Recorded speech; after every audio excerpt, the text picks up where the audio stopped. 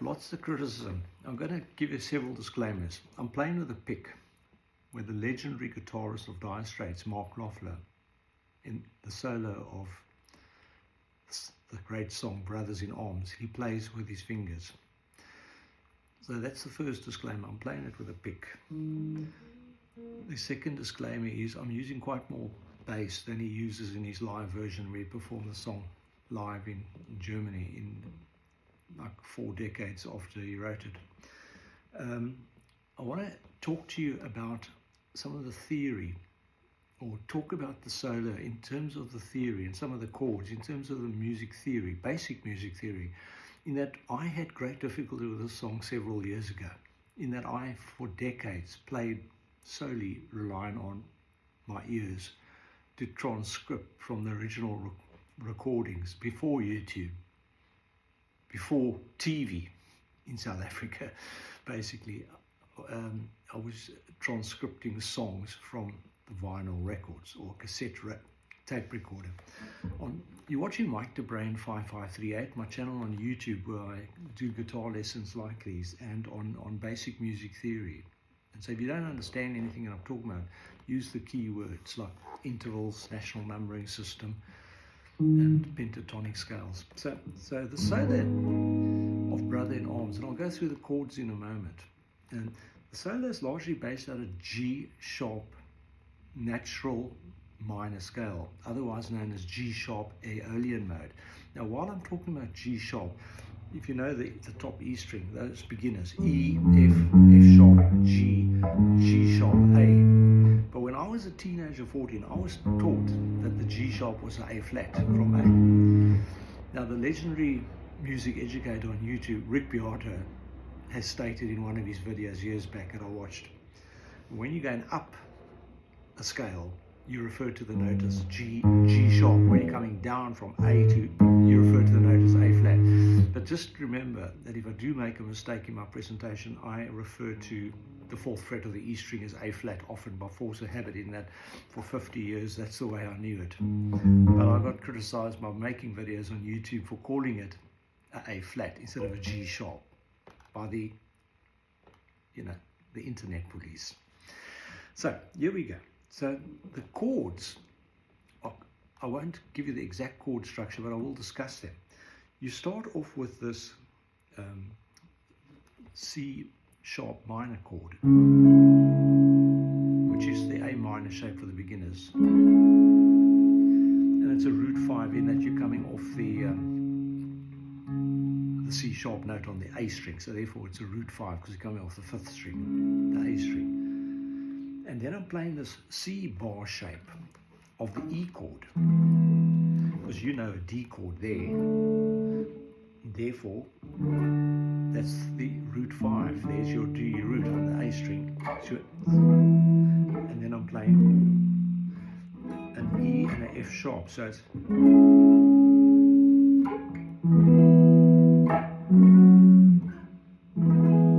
that's how the song starts. C sharp, minor, E, F sharp. Or you might do it like this.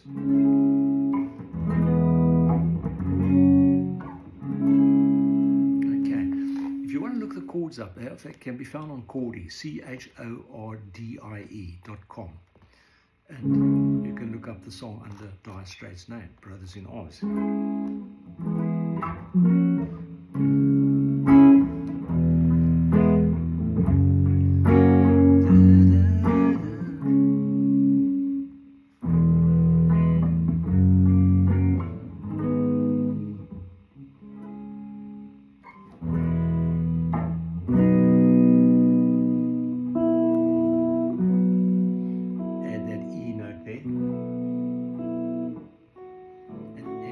That F sharp, the B chord. Okay, so you'll know what to do when you listen to the song. That's the raw essence of it, you know.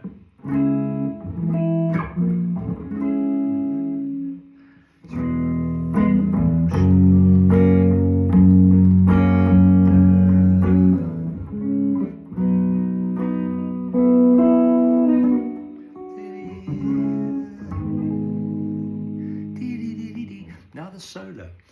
You're coming off the A flat natural minor scale, the root, the second, flat third, the fourth, the fifth, the flat sixth, flat seventh, root, the second, flat third, fourth, fifth, flat sixth, flat seventh, root, 2 horizontal octaves for the absolute beginners. That's in terms of the national numbering system. You don't refer to the notes names, you refer to the notes as numbers or the intervals. Okay, these are things you can go look up if you don't know what I'm talking about. So it's you're starting on the fifth, which is the D sharp note, to the octave, the A flat.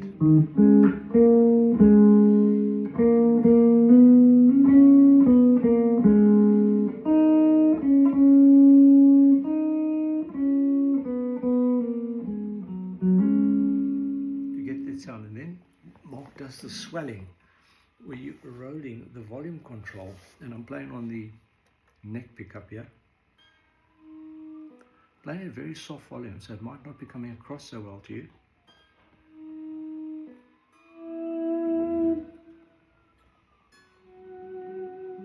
To get that sound of a cello, and you use the vibrato.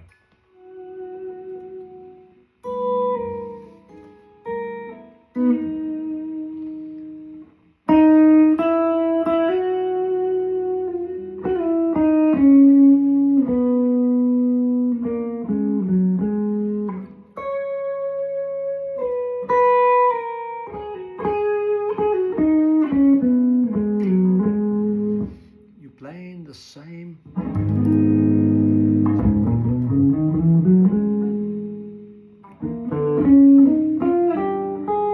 set of notes, but in different positions. Think about it academically. Get rid of the pick.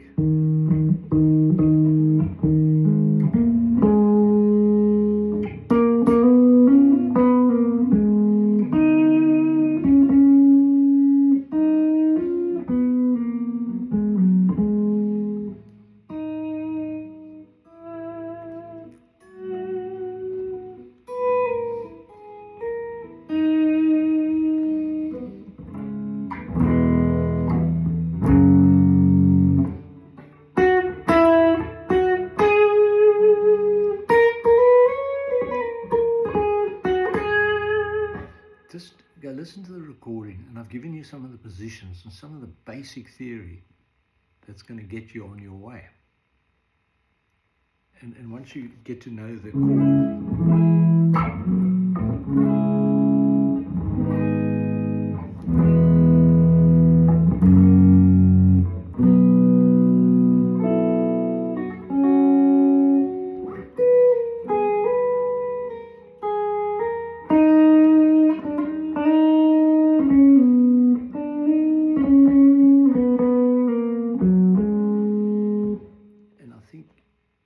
listen to all those little nuances that Mark puts in, and I think you're going to get somewhere quicker than it.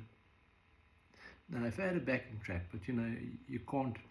I think I've got one up on my channel, which I did several years ago, where I actually do the whole song and singing, and the solo's not accurate to all the notes, but it's a great song to improvise, to learn how to play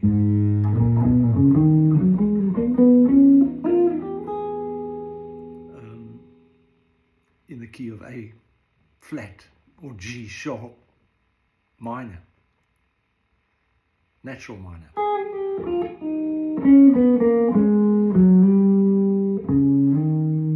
I'm just jacking around now, but that should get you on your way.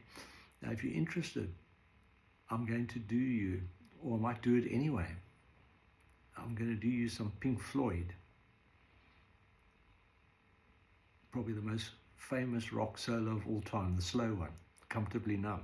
I've actually got a backing recording, very basic, but I'm actually going to do it now for you because I think you will be interested. And it's all based in B minor pentatonic, that magical, earth-shattering solo based off 5 magical notes, but in different positions. Several positions. There are 5 up to the 12th fret, as you know, and then thereafter on the 22 fret guitar, there's another 4 positions. You've got 9 positions, 2 horizontal octaves. And David Gilmour uses several of the positions of B minor pentatonic and created world-class magic some 45 years ago. But check it out later. Good luck.